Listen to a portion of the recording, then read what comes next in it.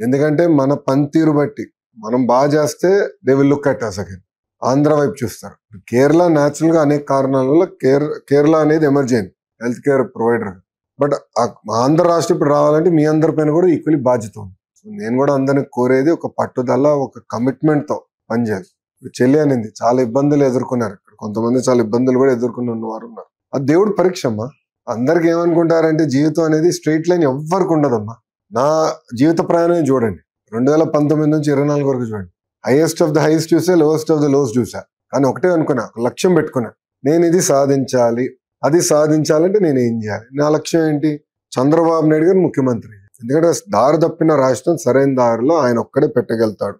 ఆయనకు పట్టుదల ఉంది, కమిట్మెంట్ ఉంది, చేయాలని తపన ఉంది. ఆయన నాయకత్వం నమ్ముకున్నారు. దానికి అది చూసుకుని మేము అందరూ కమిటెడ్ గా పనిచేసినాం. నేను నడిచే పాదయాత్రలో కంటిన్యూస్ గా నాతో ఉన్నారు. మేము స్ట్రాటజీ డిస్కస్ చేసాం.